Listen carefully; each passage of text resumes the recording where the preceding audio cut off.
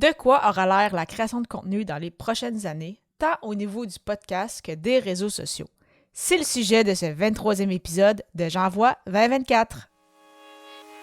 Les médias sociaux en affaires est ton rendez-vous hebdomadaire pour en connaître davantage sur les différents réseaux sociaux et les plateformes de création de contenu dans un contexte d'affaires.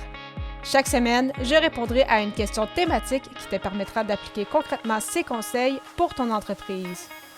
Si tu reconnais l'importance et la puissance des réseaux sociaux ainsi que de la création de contenu pour ton entreprise et que tu souhaites en apprendre davantage sur cet univers, tu es au bon endroit. Je suis Amélie Delebel, travailleuse autonome dans le domaine des communications et marketing depuis février 2020. Je travaille avec les réseaux sociaux et dans la création de contenu depuis 2014. Les médias sociaux en affaires est mon deuxième podcast après Athlète Entrepreneur, lancé en janvier 2019. Bienvenue sur mon podcast. Salut et bienvenue sur les médias sociaux en affaires, épisode 233, alors qu'aujourd'hui je réponds à la question « À quoi ressemble le futur de la création de contenu? » Comme tu le sais, tout au long du mois de janvier, j'ai publié un épisode par jour avec soit une thématique précise ou une contrainte créative, et aujourd'hui la thématique est le futur.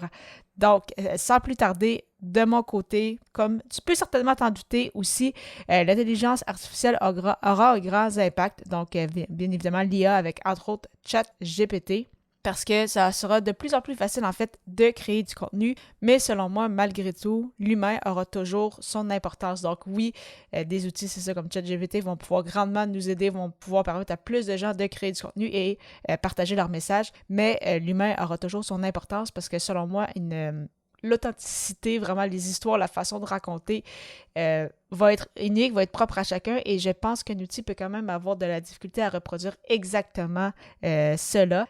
Par contre, ça peut certainement nous aider à sauver beaucoup de temps et justement à créer beaucoup de contenu et ça va juste y aller en fait de plus en plus. Donc les outils vont être bien évidemment de plus en plus sophistiqués également.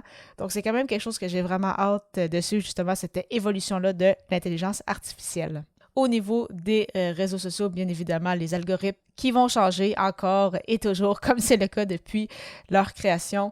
Je l'ai mentionné quand même par le passé sur ce podcast-ci, mais je pense de plus en plus que la publicité va devenir inévitable. C'est ça, veut pas, les plateformes veulent justement qu'on dépasse. C'est de cette façon-là qu'ils génèrent des revenus, donc le porteur organique qui diminue. C'est encore possible de s'en tirer sans mettre de l'argent en publicité, d'ailleurs. Je gagne ma vie avec la création de contenu sans justement mettre d'argent en pub, mais je pense quand même que ça va être quelque chose qui va être de plus en plus difficile, vraiment, si on n'a aucun budget publicitaire. Et je pense pas que les prochaines années, ça va s'améliorer en ce sens-là.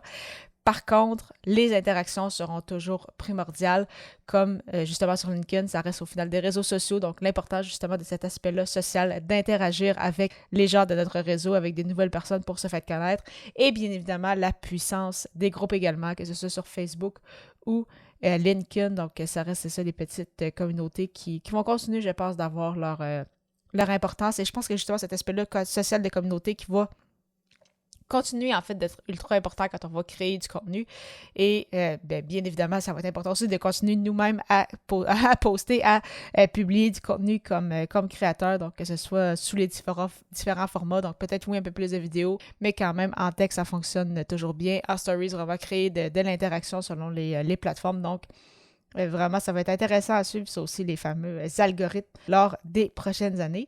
Et au niveau du podcasting, je sens et je le sais que ça va continuer de grossir. Je sais qu'il y a plein de personnes qui ont l'impression qu'on est déjà saturé au niveau du podcasting francophone. C'est tout le contraire. C'est vraiment en fait juste un début. Ça a débuté avec la pandémie. Donc oui, il y a de plus en plus de podcasts, mais avant vraiment qu'on arrive à saturation, on est très très loin du compte. Surtout qu'une très grande majorité des podcasts ne sont pas des podcasts actifs. Donc il y a beaucoup de personnes qui lancent des podcasts, mais vraiment des gens qui publient à une certaine fréquence, par exemple au minimum une fois par mois, c'est vraiment une petite minorité qui font ça. Donc vraiment, il y a encore beaucoup de place à prendre au niveau francophone, également avec les différentes enceintes, avec les fameux Alexa et autres de ce monde. Je pense que ça va continuer également de prendre son importance. Dans tous les cas, que ce soit en lien avec l'intelligence artificielle, les réseaux sociaux, le podcasting ou autre, il y aura beaucoup de changements et il faudra s'adapter, qu'on le souhaite ou non. De ton côté, comment vois-tu le futur de la création de contenu? Tu peux me donner ta réponse en m'écrivant sur LinkedIn. Et si on n'est pas abonné, simplement chercher mon nom, donc Amélie Delebel. Et on pourra connecter ensemble à ce moment. Et au plaisir de te retrouver pour l'épisode 234, alors que je répondrai à la question « As-tu vécu un voyage hors du commun? » À très vite!